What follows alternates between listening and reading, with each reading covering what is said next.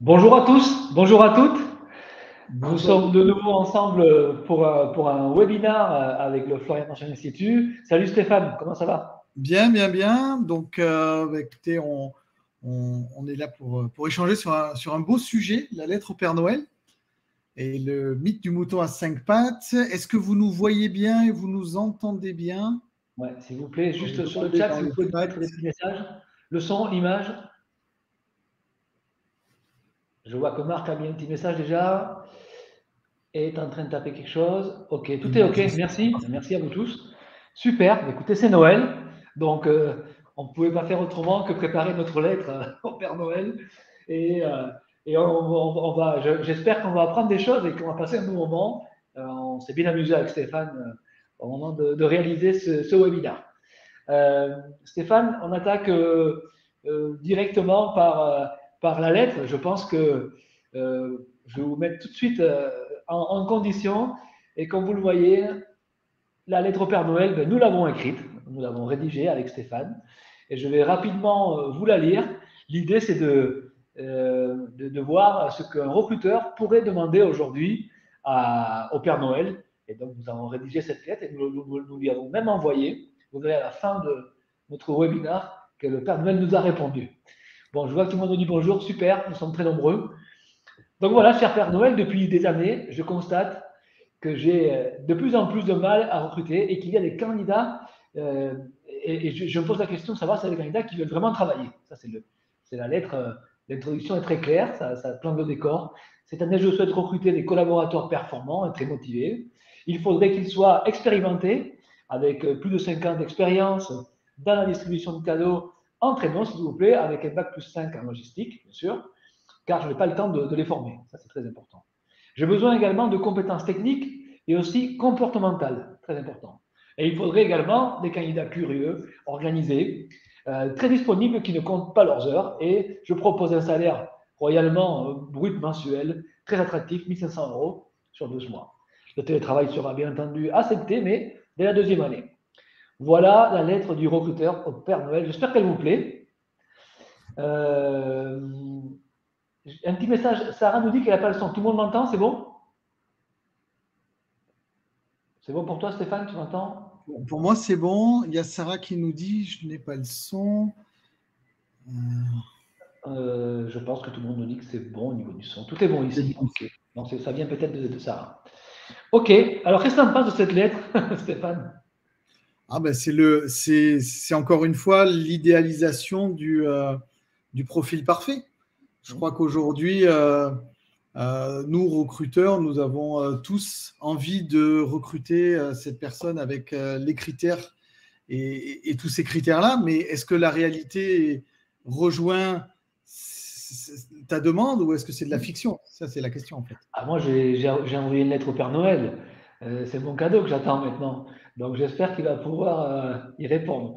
Donc, comme vous l'avez vu, c'est ce que tu viens de dire, c'est cette notion d'idéal qui apparaît d'entrée. Je plante le décor rapidement. Je parle un petit peu des événements du cabinet très très vite. Et puis on continue tout de suite sur les sujets. Prochain webinaire, sachez que, enfin, prochain événement, on fait des formations, vous le savez, et donc nous avons une session de formation le 13 décembre, le 15 et le 19 janvier, toujours sur la thématique cycle de management. Pardon, les vœux aussi, retenez cette date. Vous avez dû recevoir tous déjà quelques messages. Sachez que le 31 janvier, nous allons effectuer de nouveau nos vœux en présentiel à l'espace Dièse. Donc, on vous entend tous très nombreux. Vous allez recevoir des invitations. Et ce sera l'occasion de parler de notre nouvel ouvrage, le recrutement par indice, que l'on vous présentera à l'occasion.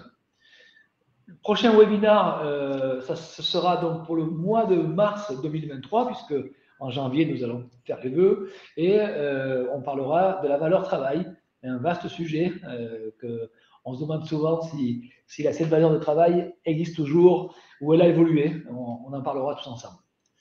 Je passe sur le cycle de formation, comme je vous le disais, différents modules. On parle de non-discrimination aussi, sachez-le. On fait la semaine prochaine une formation sur la non-discrimination. On parle de recrutement, technique commerciale. Je passe très vite là-dessus pour ne pas vous faire une présentation trop longue. Et puis, bien sûr, le cabinet, vous le connaissez. Aujourd'hui, je me présente rapidement, Augustin Valero, mon nom est écrit juste derrière moi, avec mon associé Loïc Douillère. Nous avons repris le cabinet en 2007. Et Stéphane, je te laisse te présenter également. Donc Stéphane Vidal, je suis recruteur au sein du cabinet depuis maintenant 4 belles années.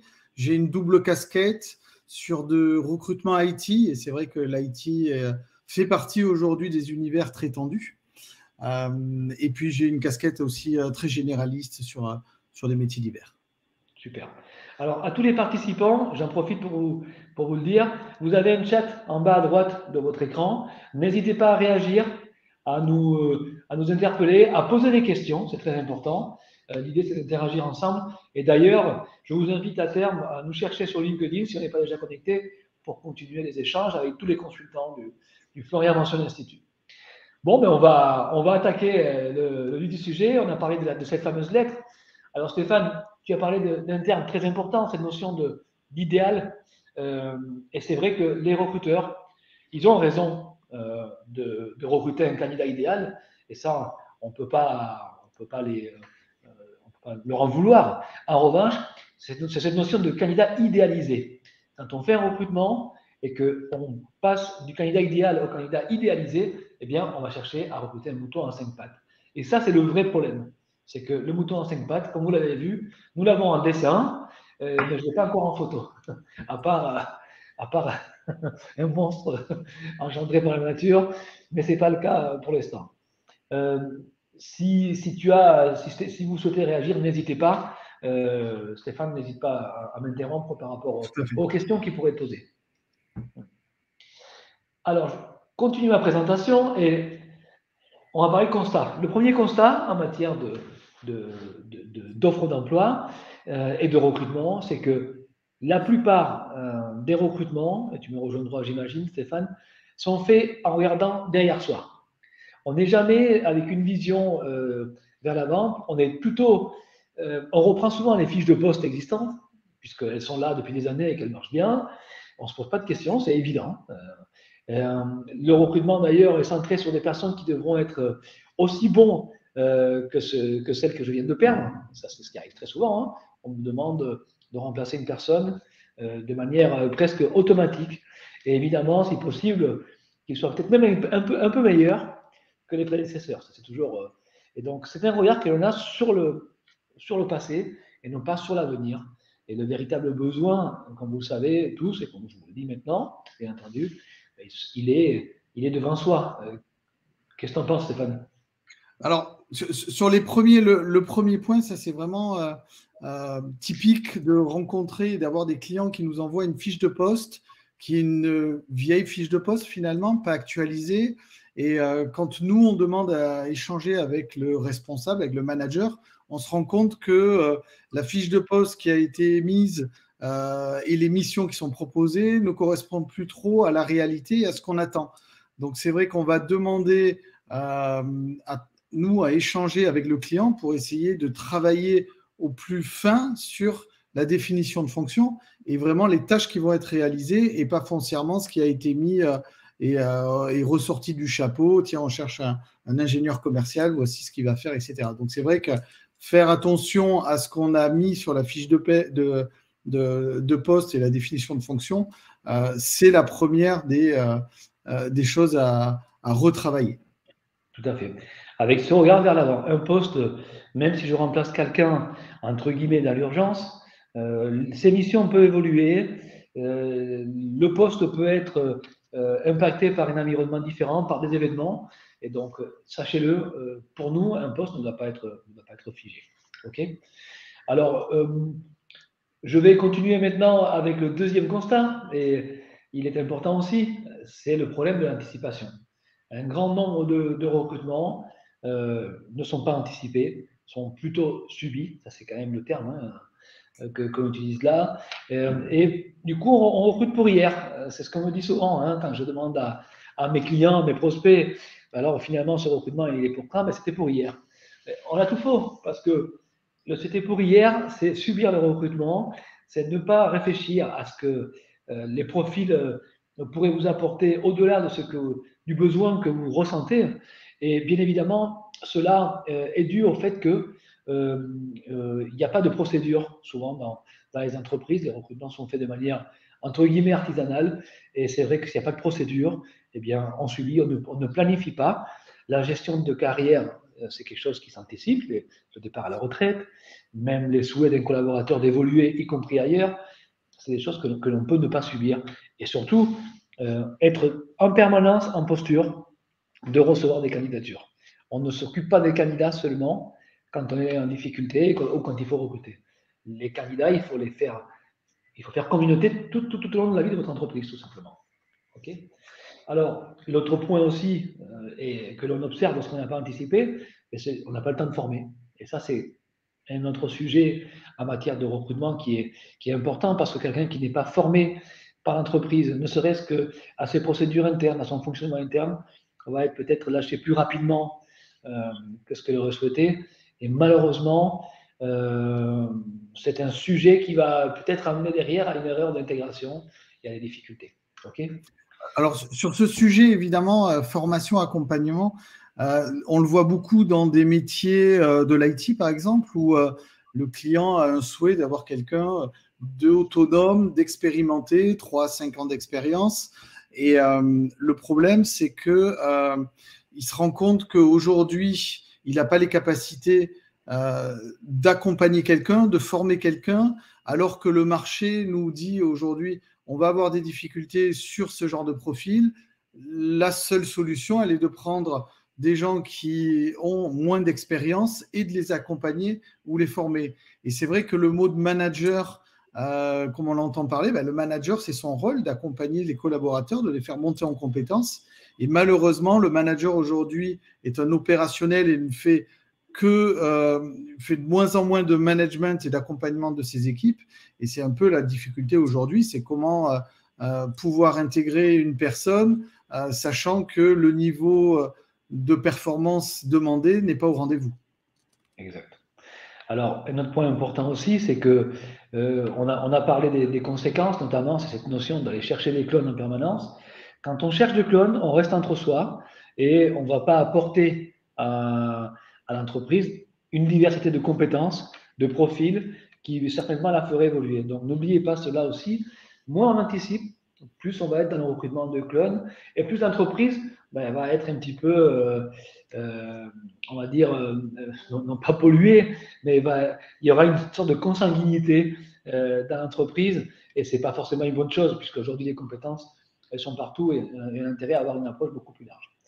Augustin, j'ai une question de Loïc Douillère qui me demande, salut Loïc d'ailleurs, doit-on avoir un candidat de remplacement pour tous les postes dans l'entreprise? Alors je vais répondre de deux manières. La première, c'est de dire, on a tout à fait intérêt à faire en sorte que vos collaborateurs soient polyvalents et puissent assurer plusieurs postes en même temps. C'est-à-dire que quand je rentre dans un poste, je dois pouvoir, en cas d'absence, en cas d'urgence, effectuer des tâches ou de la mission de mon collègue, en fait. L'idée, c'est ça. Ne pas être figé sur son propre poste, parce que du coup, en effet, lorsque la personne s'en va, les missions, elles ne peuvent pas être réparties auprès d'autres personnes. Et après, je dirais également aussi qu'il faut en permanence avoir un vivier de candidatures qui vous permettront de recruter, non pas dans l'urgence, mais de manière efficace, donc sans avoir forcément besoin de doubler les postes. Donc, je vous le disais, c'est former vos collaborateurs à assurer plusieurs postes en même temps en cas d'urgence et créer en permanence des relations, des expériences candidats, même si vous n'avez pas de poste aujourd'hui. Un candidat qui a vécu une bonne expérience avec vous et qui a apprécié la relation, même s'il n'a pas été recruté, eh bien, on reviendra plus facilement. Et demain, il pourrait nous intéresser. Dernier point de ce slide, c'est cette notion de puzzle interchangeable. Quand on fonctionne de cette manière-là, sans anticiper et bien évidemment sans procédure de recrutement, on part du principe, c'est un peu le cas de l'intérim, j'ai rien contre l'intérim, mais le principe de l'intérim, c'est d'avoir vraiment une réactivité au moment de remplacer une personne par une autre. Et c'est le puzzle, on prend une pièce, puis on la remplace par l'autre. Une vieille pub des années 80, les seniors la connaissent forcément, montrer comment, dans une boîte d'intérim nationale, mondialement connue même, on remplaçait des pièces humaines d'un puzzle à partir de cette publicité. On comprenait l'idée, comme quoi on pouvait remplacer les personnes les unes par les autres parce qu'elles étaient interchangeables. Ce n'est pas le cas, selon nous. Augustin, Fadela nous pose une question. Elle nous dit: il me semble qu'avant d'aborder les notions de montée en compétences, il faut prendre le temps de leur montrer le fonctionnement de l'entreprise et ses process. Nous sommes tout à fait d'accord, Fadela, c'est ce qu'on appelle la période d'intégration. Et il est clair que si on part du principe qu'on n'a pas le temps de former les personnes, on n'aura même pas le temps de les intégrer. Ça veut dire que vous avez intérêt, quelle que soit la structure de votre entreprise et la taille, à prévoir un cycle de formation dans lequel vos collaborateurs vont passer dans les différents services. C'est bien que les commerciaux rencontrent des financiers, c'est bien qu'à la prod, on rencontre les commerciaux ou les comptables. Un circuit dans lequel, justement, vous allez voir les interactions qu'il y a entre les différents départements de l'entreprise et les échanges que je peux avoir et notamment les missions transversales qui peuvent être occupées. N'oubliez pas aussi, et Fadela a tout à fait raison, hein, que au-delà des missions classiques d'un poste, et là c'est notre façon à nous de voir l'intérêt d'un recrutement, il y a tout ce qui va être projets transversaux. Je peux être commercial et travailler avec la prod et avec l'équipe finance à l'amélioration de nos produits, participer à des groupes de projets sur les travaux par rapport à tout ce qui va être gestion de l'énergie de l'entreprise. Vous voyez, donc il y a les projets classiques liés au poste et puis les projets transversaux. Et oui, si on veut bosser ensemble avec les autres services, on a intérêt à bien les connaître. Alors, c'est bon pour toi, Stéphane? On peut continuer? Ouais. N'hésitez pas, hein, le but c'est s'il vous plaît, n'hésitez pas à donner votre avis, à nous parler de vos expériences personnelles aussi. J'imagine qu'il y a beaucoup d'entre vous connaissent le bouton à 5 pattes dans son entreprise. Alors, cette image, ce que vous avez sous les yeux est très intéressant. Nous avons d'un côté la couleur mauve qui correspond à ce qu'un candidat attend d'une annonce. Et dans la partie verte, en fait, c'est plutôt la réalité, ce que les annonceurs disent vraiment sur une offre d'emploi. Et clairement, il y a un paradoxe entre les attentes des candidats vis-à-vis d'une offre d'emploi et la réalité, c'est-à-dire ce qu'on leur donne, ce qu'on leur montre et ce qu'on leur communique. Aujourd'hui, vous avez la plupart des candidats, c'est-à-dire 87%, aimeraient bien qu'on parle de salaire dans les entreprises. Ça te parle, ça, Stéphane? J'imagine que les offres que tu vois sur Internet donnent rarement le salaire. Alors, on est complètement d'accord. Aujourd'hui, il y a même les job boards. Hein. Je crois que Indeed va obliger les entreprises à déposer une fourchette de salaire, puisqu'on voit trop souvent un salaire en fonction des compétences et de l'expérience. Mais aujourd'hui, on le voit, hein, 30% des recruteurs trouvent ça important de déposer cette information-là versus 90% pour les candidats. Donc, c'est là où finalement il faut que l'entreprise regarde un peu les attentes des candidats et s'adapte et change son mode de fonctionnement. Donc voilà, premier renseignement, les candidats attendent des infos sur une annonce qu'ils ne trouvent pas. Voilà. Donc ça veut dire que votre annonce ne va pas fonctionner. Le deuxième point important, et celui-là, il montre qu'il y a une évolution, et on en parle beaucoup, c'est la culture de l'entreprise. Une annonce qui ne vous donne pas des indications sur la culture réelle de l'entreprise ne sera pas performante. Et c'est vrai qu'on parle depuis très longtemps de cette notion de marque employeur, d'affichage des valeurs de l'entreprise sur le marché du travail pour justement attirer des compétences et des talents. Eh bien, on a l'impression finalement que quand on voit les stats, la culture de l'entreprise est mise en valeur à hauteur de 66% des annonces et c'est important pour 85% des candidats. Donc, bon, on voit que il y a un effort de la part des entreprises qui essaient de plus en plus de se montrer sous un angle positif. Voilà. Karine, Stéphane nous parle de transparence. Alors, on va en parler. Le problème des annonces et des offres d'emploi que l'on voit sur le marché du travail, c'est qu'elles manquent de transparence, elles manquent de clarté et elles manquent de transparence. On va le mettre en avant. Les autres points que vous voyez sur le schéma, en tout cas, c'est les avantages financiers, les étapes du process de recrutement, combien de fois les candidats postulent à une offre d'emploi et ne savent pas à quel moment, éventuellement, ils pourraient être reçus, quelle est la date prévisible d'embauche, comment va se dérouler le process, qui est la personne référente de ce recrutement. Ça, c'est des choses que l'on ne trouve quasiment jamais. Et pourtant, les candidats aimeraient bien en savoir un petit peu plus. C'est très clair à hauteur de 65%. Seulement 20% des candidats ont l'information. Stéphane, est-ce que nous, on va essayer de parler un peu de ce qu'on fait parce que c'est aussi la réalité. Est-ce que nous, on donne des informations à nos candidats sur le process de recrutement au sein du cabinet?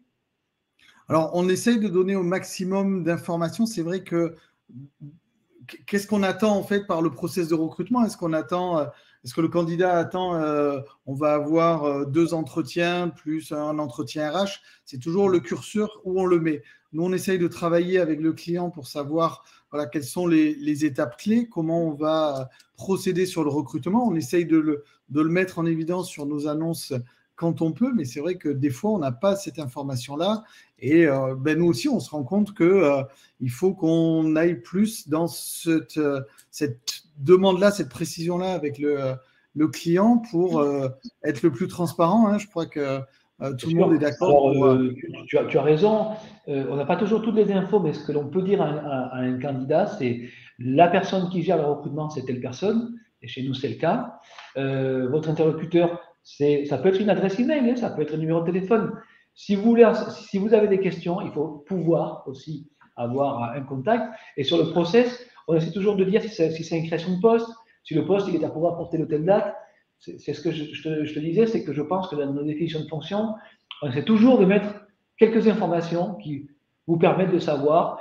D'ailleurs, nos candidats ont tous une réponse sous 24 heures aussi. C'est un engagement qu'on a pris et on essaie à 99% d'y répondre. Mais lorsqu'un candidat nous demande comment va se dérouler le process, en tant que recruteur, on doit être tous capables de lui expliquer que dans les 15 jours qui viennent, on va effectuer les entretiens et que la décision de le présenter ou pas au client ou de le recevoir de nouveau se tiendra d'ici 3 semaines. C'est ça que je voulais dire. C'est très important que le candidat, parce que le temps pour le candidat n'est pas le même que le temps pour vous tous recruteurs, en fait. Un recruteur, 15 jours, c'est rien. Pour un candidat, c'est beaucoup de temps déjà. Okay. Autre chose, les notions quand dans une annonce, on voit très peu d'infos sur les équipes. Quelle est la composition de l'équipe?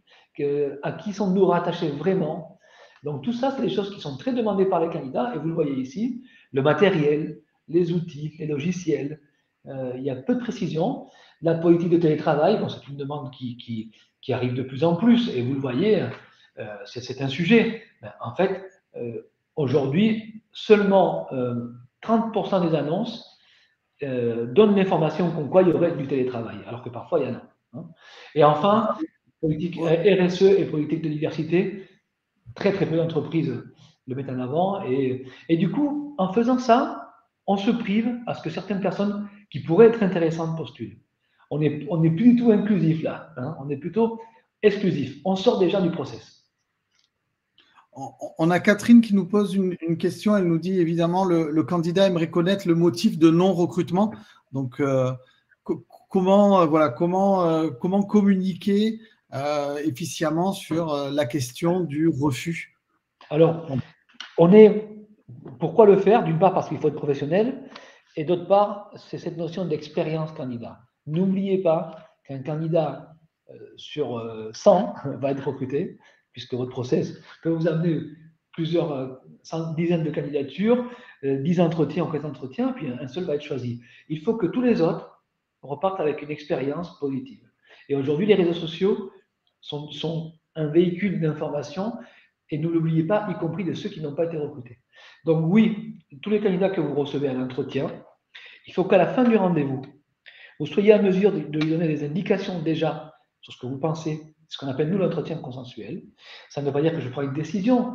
Je lui dis tout simplement, d'après moi, vous avez tel aspect positif et je me pose une question sur tel ou tel sujet. Ça, c'est quelque chose qui pour moi est essentiel. Donc, pendant l'entretien, je donne des indications sur les chances qu'il peut avoir d'être recruté. Ensuite, lorsque la personne n'a pas été présentée ou n'a pas été plus loin dans le processus, Il faut qu'elle ait un numéro de contact ou une adresse mail de contact dans laquelle vous allez pouvoir justement lui répondre par mail à la question pourquoi vous n'avez pas été recruté. Quelqu'un qui s'est déplacé, qui est venu vous voir, qui a fait l'effort, il faut quand même lui donner des éléments qui sont toujours des éléments liés aux compétences et à la capacité à occuper le poste. Et parfois, on n'a pas été recruté, mais c'est tout simplement parce qu'on avait quelqu'un qui avait des attitudes plus intéressantes que les nôtres. C'est simplement un retour qu'il nous faut. Donc oui, je pense qu'il faut une réponse obligatoirement, à minima par écrit. Il y a un point qui est important, c'est l'aspect télétravail. On a découvert le télétravail Oui. pendant et après cette période difficile. Aujourd'hui, les job boards s'adaptent également puisque on a la possibilité de cocher en tant que recruteur si c'est un poste avec un télétravail autorisé, avec le nombre de jours, etc. Mais c'est vrai que ça devient une demande de plus en plus. Moi, je le vois beaucoup en informatique où le télétravail devient même on va dire un concurrent direct de l'entreprise, puisque nous, sur Montpellier, on peut avoir des gens qui vont travailler pour des entreprises parisiennes en informatique en full télétravail.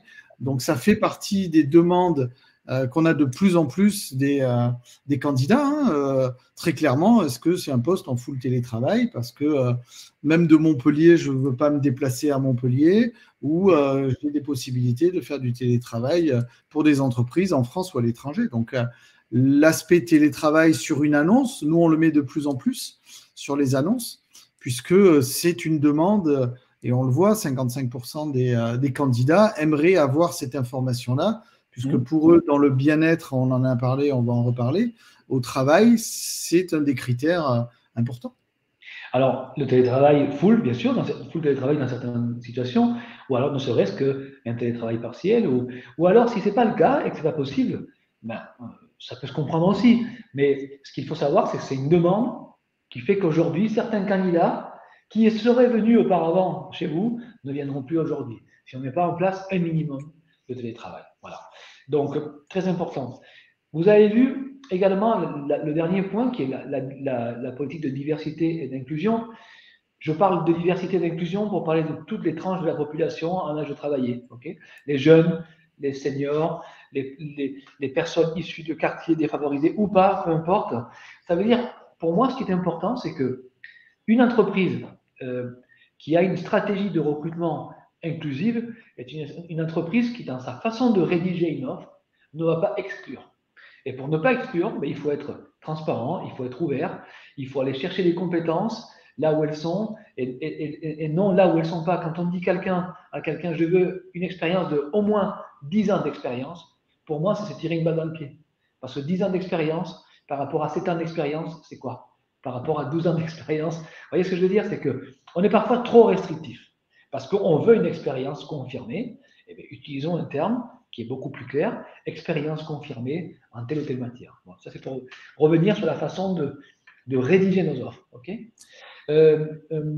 c'était Catherine qui disait aussi tout à l'heure, les gens aimeraient peut-être avoir une réponse, mais ils ne savent pas qui appeler. C'est pour ça que je vous propose que dans vos processus de recrutement, il soit clair qu'il y a au moins une adresse email dédiée aux demandes des candidats et qui vous permettra de les traiter, non pas à l'instant T, mais de manière régulière, de manière à ce que les gens aient des réponses. Okay, alors, c'est sûr que quand on a une ATS, c'est mieux, non, Stéphane? Alors, c'est vrai que quand on a la possibilité de faire de la multidiffusion via un outil type ATS, on arrive à avoir une possibilité de toucher plus d'annonceurs, enfin de job boards. Mais je voulais avant tout revenir sur un point, Augustin, sur l'ouverture. Pour moi, dans la politique de diversité, il y a aussi l'ouverture, c'est-à-dire qu'on a des clients qui disent « Ah mais non, mais moi, c'est un bac plus 5 ou rien ». Ça fait partie aujourd'hui. Pour moi, je suis très généraliste en disant de formation supérieure. Je ne mets même plus bac plus 2, plus 5, je mets de formation supérieure.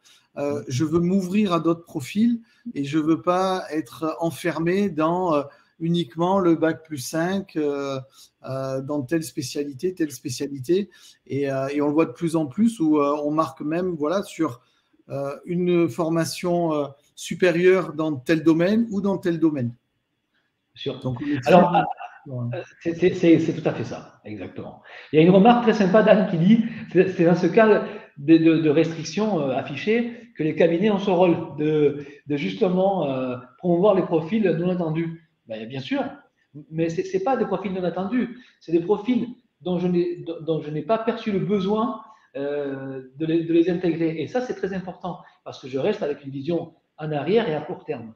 Peut-être que demain, votre société va être confrontée à des nouveaux défis, à des nouveaux challenges, et que j'ai intérêt à élargir mes profils sur des compétences que je n'aurais peut-être pas décelées aujourd'hui. Et aussi, il se peut que parfois je sois trop restrictif sur des domaines d'activité ou sur le niveau d'expérience, et du coup, je me prive de certains candidats qui, a priori,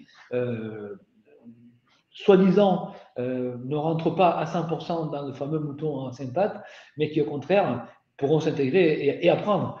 C'est la notion de potentiel qui est intéressante là-dessus. Donc, il y a Judy Kael qui dit exactement la même chose en disant le diplôme ne fait pas tout, les compétences acquises peuvent surpasser un apprentissage, disons, plus scolaire. Tout à fait, Judy Kael. Moi, c'est mon point de vue. C'est pour ça que vraiment, j'ouvre maintenant sur voilà, une formation supérieure. Ça ne veut rien dire, ça veut tout dire. Mais je ne mets plus de barrières parce que ça n'a pas de sens, en fait. Et on parlera peut-être à d'autres occasions de ce que c'est qu'une expérience. Hein. Quelqu'un qui a fait une alternance a une véritable expérience. Un stage, c'est une expérience. Voilà. On va continuer notre présentation et vous allez voir que, donc, d'un côté, on a un paradoxe, les entreprises qui affichent des offres qui finalement ne contiennent pas les informations qu'attendent les candidats et qui amènent donc ce paradoxe. Et puis ensuite, on s'est dit avec Stéphane, on va revenir sur ce point, mais on s'est dit avec Stéphane rapidement quels seraient les. Alors j'ai un petit souci technique, j'ai ma télé qui va s'éteindre, donc je vais appuyer sur OK et c'est bon. Voilà. J'ai chaud. Donc Stéphane, quand on veut bien diffuser aujourd'hui, on disait bon, il faut rédiger d'une certaine manière, mais quels sont les supports dont tu peux nous parler aujourd'hui pour booster justement ces offres d'emploi et les faire bien référencer? Ok, donc on a trouvé sur le net une liste des meilleurs sites de recrutement en 2022, et c'est assez paradoxal, mais Pôle emploi est numéro 1.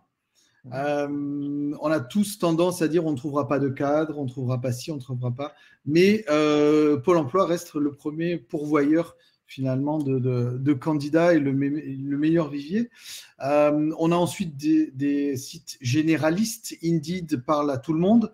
On s'est amusé hier avec Augustin à regarder les conditions générales d'Indeed, dans lesquelles ils expliquaient que si on ne sponsorise pas une annonce, ça sert finalement pas à grand chose. Donc Indeed, on est noyé sous le nombre d'annonces. On a essayé de faire des petites recherches sur un mot commercial en disant commercial en France, on trouve combien d'annonces en 24 heures et on dépasse les 14 000 annonces. Donc, oui. C'est vrai que déposer une annonce sur Indeed en pensant que tout le monde est sur Indeed, donc on va avoir beaucoup de CV, c'est assez restricteur, je trouve. Il faut aujourd'hui penser à travailler sur un job board, mais avoir ce qu'on appelle du sponsorisé, donc payer pour avoir des emplacements. Je sais qu'au sein du cabinet, on a un gros slot d'annonces sur ces job boards, parce que aujourd'hui, voilà, en une demi-journée, on est en 4e page sur le site, sur ces sites-là. Donc, oui, il faut travailler sur ces sites-là, mais l'idée, c'est de multidiffuser, donc via évidemment des ATS, d'aller sur des sites généralistes comme Météo Job, des sites régionaux, il y a Region Job, il y a des sites voilà, spécifiques aussi sur certains métiers. Donc, l'idée, elle est, on va dire, d'arroser au maximum tous ces job boards pour avoir un meilleur retour, mais surtout… Donc, ça veut dire qu'il faut investir finalement. Quand on veut être vu et que ma petite entreprise soit connue, et l'image est sympa, cette image où on voit le petit bonhomme qui apparaît derrière en beaucoup plus costaud. C'est pas parce qu'on n'est pas connu qu'on ne peut pas se faire référencer, et il faut un minimum de budget. Alors, Patrick a posé une question. Patrick Thibault, il nous dit, et LinkedIn. Alors, LinkedIn, pour moi, il y a deux choses. Il y a d'une part c'était une étude de diffusion d'offres d'emploi, puisqu'ils ont un service de diffusion aussi similaire et aussi puissant que les gens comme Indeed.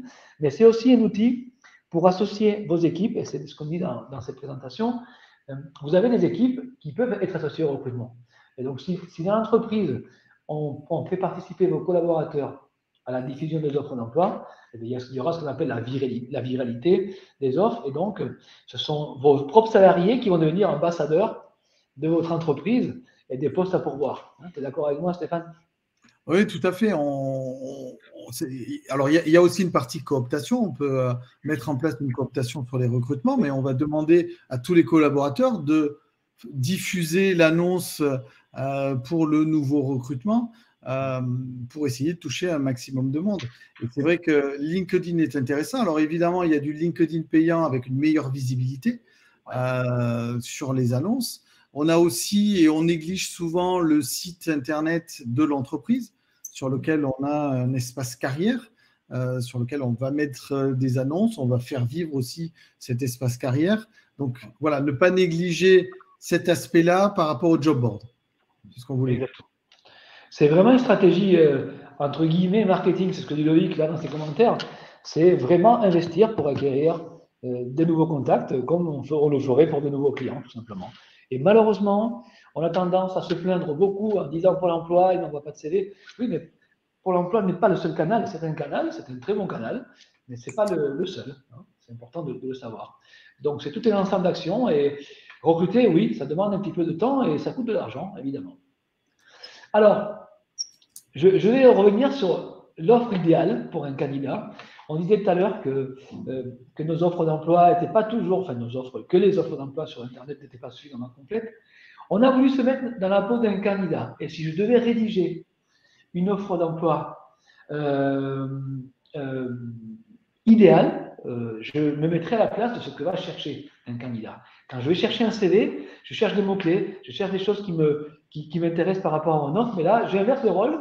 Et on s'est dit avec Stéphane, bon, mais dans une offre d'emploi, nous avons toujours les mêmes rubriques, hein, l'entreprise, le poste, c'est-à-dire les missions, le profil attendu et ce qu'on a à vous proposer, c'est-à-dire les conditions. Okay, donc, en fait, quand un candidat tape commercial ou directeur sur une offre d'emploi, sur un job board et qu'il tombe sur une offre d'emploi, ce qu'il s'attend à voir d'abord dans la présentation, c'est une entreprise qui va être reconnue, qui va être performante, qui va être cohérente par rapport à ses valeurs et ainsi que ses ambitions par rapport à, si vous voulez, le problème c'est que les entreprises ne se présentent plus sur les offres d'emploi et on a très peu d'informations. Est-ce que l'entreprise que j'ai devant moi est performante? Et performance, ça ne veut pas dire seulement financièrement, hein. Ça peut être sur le plan de son image, sur le plan de son management, sur le plan de sa position, bien sûr, sur son marché, mais sur l'innovation. Enfin, et cohérente par rapport à ses valeurs, ça veut dire que les candidats, ils peuvent tous aller chercher sur Internet, sur les réseaux sociaux, pas mal d'informations sur les entreprises et rapidement s'apercevoir que l'entreprise fait du marketing et son côté marque employeur n'est pas le vrai. En fait. Voilà. Donc, oui. Oui, c'est vrai qu'il ne faut pas oublier cet aspect-là. Il y a des sites maintenant sur des avis. On a un avis sur une entreprise, des sites comme Glassdoor, où rapidement on peut se rendre compte que l'entreprise, il vaut mieux y aller ou il vaut mieux pas y aller. Et l'image de la société, c'est très important pour un candidat. Donc c'est vrai qu'il y a cet aspect-là avis. Puis sur société.com, on a beaucoup d'informations sur l'entreprise. On a ses chiffres. On a des informations sur lesquelles elle est peut-être en phase de redressement judiciaire, etc. etc. Donc, c'est très important et on oublie que le candidat a la possibilité également d'aller voir ces informations-là. Donc, pas négliger cet aspect-là. Moi, si j'étais candidat, l'annonce, je la regarderais comme ça, je dirais en quoi cette entreprise me fait envie sur ses performances, comme je vous disais, sur ses valeurs. C'est ce que je vais aller chercher. Pourquoi j'irais bosser chez eux, en fait. C'est ça qu'il faut réfléchir. Pourquoi est-ce que les gens viendraient chez moi? Et c'est là que vous allez travailler peut-être différemment les présentations de l'entreprise, en fait, au niveau des offres d'emploi. Ensuite vient le poste, c'est-à-dire les missions. En règle générale, on a une description assez standard, puisque l'annonce, on l'avait depuis l'année dernière, ou depuis 10 ans, et on balance la même présentation de la même annonce qu'on avait envoyée il y a 10 ans sur les job boards et les réseaux sociaux. Alors, clairement, moi, j'irai bosser dans une boîte qui me donne une description claire et précise des missions à effectuer. Il faut que ce soit clair et facile à comprendre. Le jargon va exclure des gens. Si vous avez un langage trop technique et qui va exclure, qui va être incompréhensible, vous n'y arriverez pas. Si le langage n'est pas clair et précis, et il ne me donne pas la possibilité de me projeter, même si je ne suis pas à 100% dans la cible, eh bien, je ne postulerai pas et vous allez perdre une candidature qui pourrait être intéressante. Donc, très important aussi, quand on dit vous devrez faire ceci ou cela, expliquer dans quel contexte, dans quelle projection, pourquoi c'est important pour l'entreprise, avec quelle équipe, avec quels moyens, qu'est-ce qui fait que je vais réussir cette mission. Et les offres d'emploi sont toujours inversées, n'est-ce pas Stéphane? On demande aux gens de faire des choses, mais on ne dit pas tu vas réussir parce que je te propose de faire ça et que je te donne tel ou tel moyen. C'est tout à fait ça. Aujourd'hui, le candidat a besoin de s'identifier, de se projeter et de se dire, voilà, ce poste-là, ces missions-là correspondent à ce que j'ai envie de faire et j'ai vraiment une liste intéressante de missions sur lesquelles voilà, je vois que je pourrais, si je n'ai pas les compétences, monter rapidement en compétences, mais le sujet m'intéresse et me motive. Aujourd'hui, c'est ce que les candidats recherchent en fait, d'être motivés et intéressés par l'entreprise et le poste. Je vais vous parler d'un exemple. Quand vous dites je cherche un collaborateur pour gérer un portefeuille en comptabilité pour faire de la saisie et de la révision d'une clientèle locale, bon, ben, je suis désolé, tout le monde met la même chose, c'est pas très sexy. En revanche, vous aurez la responsabilité d'une clientèle euh, ok, locale, mais surtout vous aurez la possibilité de conseiller et accompagner les dirigeants dans leurs choix stratégique grâce à votre apport en comptabilité, c'est pas la même chose. C'est pas la même chose de dire à quelqu'un, tu vas, et ça c'est la fameuse histoire du maçon qui construit des cathédrales. Si on demande à un maçon qu'est-ce que tu fais, il va vous dire, moi je fais, j'empile des briques, voilà, je suis en train d'empiler des briques. Et puis si la personne a une meilleure image de ce qu'il va devoir faire, elle va vous dire, je suis en train de faire un mur. Et à la fin, si la personne se projette vraiment, elle va vous dire je construis une cathédrale. C'est exactement la même chose. En quoi la description de ce poste va me permettre aussi de m'épanouir et de performer et de moi-même d'évoluer. Qu'est-ce que ça va m'apporter? Si la mission ne m'apporte rien, je ne vais pas postuler. Ça te va? C'est parfait, c'est parfait. Ok. Alors, parlons profil, pareil. Souvent, quand on demande un profil, tu en parlais tout à l'heure, bac plus 5 avec 5 ans d'expérience. Ok. Mais quelles sont les véritables compétences attendues pour ce poste? Voilà, c'est ça la question qu'il faut se poser. Et donc, comment mes compétences à moi vont être évaluées? C'est ce qui m'intéresserait de savoir, moi. Comment est-ce que vous allez évaluer ma façon de performer, de réussir ou de m'intégrer dans ce poste? Pareil, quand on demande de la personnalité ou alors des attitudes comportementales ou des soft skills, soyons un peu originaux et soyons transparents et sincères. Quels sont les véritables soft skills qui sont attendus pour ce poste? Ce n'est pas la peine de mettre tout le temps la même chose. Dynamique de groupe, capacité à se projeter dans une équipe, c'est des choses qui sont très bien, mais il faut aller chercher quelque chose qui va me permettre de m'identifier. Donc, il y a des postes qui correspondent vraiment à des aptitudes et d'autres à d'autres aptitudes, clairement. Et donc, l'idée, c'est de répondre à la question en quoi la description du profil m'incite à postuler et non pas m'incite à ne pas postuler. Voyez, sachez aussi que lorsqu'on définit un profil, vous devriez en définir 2 ou 3 différents pour le même poste. Faites l'effort parce que c'est la meilleure façon de ne pas se fermer, comme je vous disais, à des bonnes candidatures. Alors que très souvent, le profil, il est tellement restrictif que même des personnes qui seraient très intéressantes vont être découragées. OK? Troisième point, les conditions, c'est-à-dire type de contrat, salaire. Oui, alors Karine dit quelque chose d'intéressant. La collaboration, c'est la transparence des deux côtés, c'est clair. Un candidat, c'est un acheteur aussi. Il vient acheter à une entreprise et il n'est pas là que pour se vendre. Et c'est la même chose pour l'entreprise.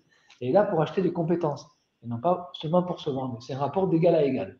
Si le rapport est faussé, on va avoir des incompréhensions, des difficultés à s'auto-évaluer, à s'évaluer par rapport à l'autre, et on va avoir mais voilà, on restera sur des clones et des pénuries de candidats et on se plaindra en permanence. En fait. Voilà.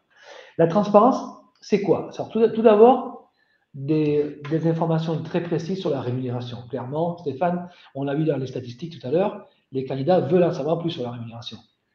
C'est ça. Alors, c'est vrai qu'il y a la rémunération brute globale, mais il y a aussi, pour certains profils, le dispatch entre du fixe et du variable. Il y a aussi, pour certaines entreprises, des primes d'intéressement, de participation, toutes les primes qui peuvent faire gonfler finalement le package. Global, bien sûr. Et l'idée, c'est d'être le plus transparent possible sur le package maximal qu'on pourrait toucher. Mais aujourd'hui, on a trop peu d'informations sur les offres d'emploi. Il y a des éléments, et on le voit souvent sur des postes de commerciaux, où on se doute qu'il y a un véhicule qui est mis à disposition. Et puis, on se rend compte que c'est un véhicule de place, mais le véhicule de place, il y a plus d'inconvénients pour le candidat que d'avantages, puisqu'il doit racheter un autre véhicule en parallèle pour sa vie personnelle. Donc, je pensais que c'était un véhicule 5 places, donc on perd du temps. Je n'aurais pas postulé si j'avais eu cette information-là. Donc, l'idée, c'est de donner un maximum d'informations pour que le candidat voit vraiment tout ce qui est proposé par l'entreprise et se dit c'est exactement ce que je recherche et je vais postuler. C'est tout à fait ça. Et au-delà des aspects financiers, ce qui est important de savoir aussi, c'est qu'il y a d'autres avantages qui ne sont pas des avantages financiers. Il y a aussi les conditions de travail en termes d'organisation, des horaires. On parlait de télétravail, mais ça reste de souplesse dans les horaires ou pas. Si vous voulez, moi, ce que je vais regarder quand je vois les conditions à une offre d'emploi, si j'étais candidat, je regarderais bien sûr le salaire, la qualité de vie au travail qui m'est proposée, ainsi que mon évolution.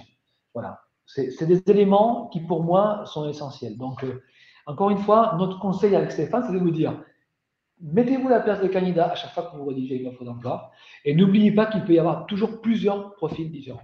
Sinon, ben vous rentrez dans un processus qui est standard où vous allez avoir besoin, parce que ça va être ça, de clones. Alors que votre véritable besoin, ce n'est pas forcément ça.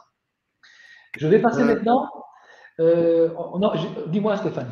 Oui, j'ai Catherine qui nous pose un point sur les seniors.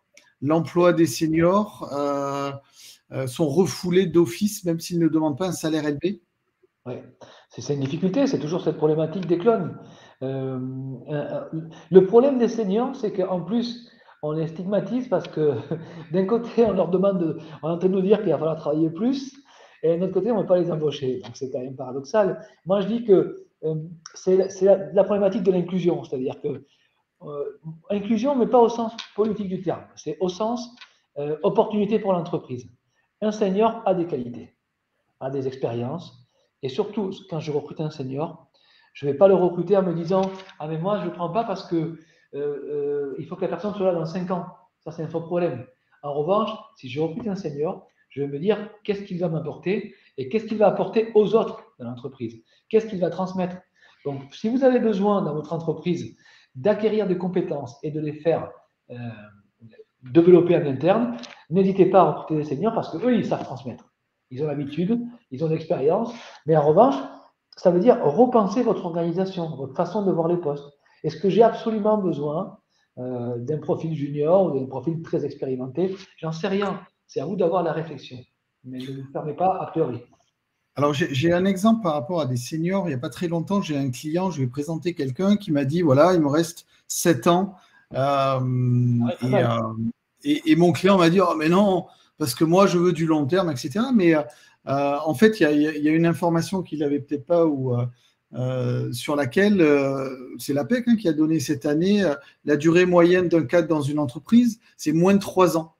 Ah oui, Donc, en fait, il y a plus de sécurité finalement de prendre quelqu'un senior qui se dit ma carrière, je l'ai faite. Aujourd'hui, je ne vais pas chercher finalement dans 2 ans à changer de société. Je vais aller jusqu'à la fin avec cette société-là et je vais être rassuré. Au lieu de prendre un jeune qui va, vous allez être un tremplin pour sa carrière, et au bout de 2 ans, 3 ans, il va quitter l'entreprise alors que vous avez fondé tous vos espoirs dans ce candidat. Le jeune a son intérêt, le senior aussi, c'est simplement, il faut savoir à quel endroit je mets le curseur et quelle est ma projection. Si je regarde vers l'avant, qu'est-ce que cette personne va m'apporter, va apporter à mes équipes? Comment est-ce qu'elle se projette d'ici 5 ans? Évidemment, si j'ai encore 7 ans à travailler, c'est très bien. Mais comme tu le dis si bien, aujourd'hui, au-delà de 3 ans, c'est compliqué de se dire si la personne sera toujours là ou pas. Donc, voilà, ça c'est très important. Ensuite, j'aimerais vous dire aussi, oui, comme Marc dit, à 40 ans, le senior, c'est un bon coureur de fond, c'est clair. Si vous regardez le marathon, en général, il y a plus de seniors que des juniors, et vous avez tout à fait raison. Alors, avec Stéphane, on a reçu une lettre, là, d'ailleurs, qu'on a écrit dans Tête au Père Noël, et puis il nous a répondu l'autre jour, et il nous a dit clairement la chose suivante: mon cher recruteur, j'ai bien reçu ta lettre, et voici quelques conseils, car je comprends tes difficultés, que tu as du mal à recruter. Alors, tout d'abord, anticipe tes recrutements sans attendre d'être dans le besoin. Okay? Définis les profils et exprime ton besoin en pensant à l'avenir et non au passé. Très important. Privilégie les potentiels plutôt que les compétences. Forme les équipes polyvalentes, capables de gérer plusieurs fonctions en même temps. Développe la promotion interne et gère la carrière en fonction des réels besoins de ton entreprise. Communique sur tes projets et sur les valeurs de ton entreprise et fais dire les talents dans les réseaux sociaux. Alors, ce que vous ne savez pas, c'est qu'en plus, il nous a envoyé un mail en disant: désolé, je n'ai pas trouvé le mouton en 5 pattes. Donc, voilà pourquoi il n'avait pas dans son usine à cadeau de mouton en 5 pattes, mais je crois qu'il va nous envoyer plutôt la photo. Donc voilà, vous avez compris, ça résume bien la situation. Un recrutement, ça prend du temps, ça coûte de l'argent, bien sûr. Ça demande aussi d'investir, mais ça demande aussi beaucoup de réflexion et beaucoup d'ouverture. Voilà. Regardons vers l'avant et c'est comme ça qu'on arrivera à se projeter plus facilement et à sortir de ce marché qui est trop tendu aujourd'hui et qui, du coup, même tendu, ne s'ouvre pas suffisamment à ces profils qui pourtant seraient des richesses pour nous.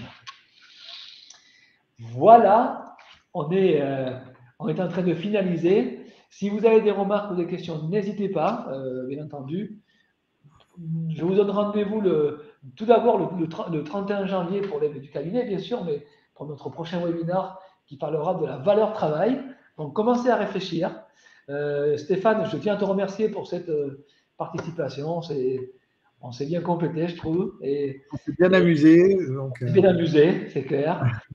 Merci à tous pour votre assiduité à nos différents webinaires. Et j'espère que vous passerez d'excellentes fêtes. Écrivez des lettres au Père Noël. Vous savez comment le faire maintenant. Et j'espère qu'il vous répondra et que vous arriverez tous aussi à mieux appréhender cette approche du marché de l'emploi et du travail. À très bientôt à tous. Merci à tous. À très bientôt. Au revoir.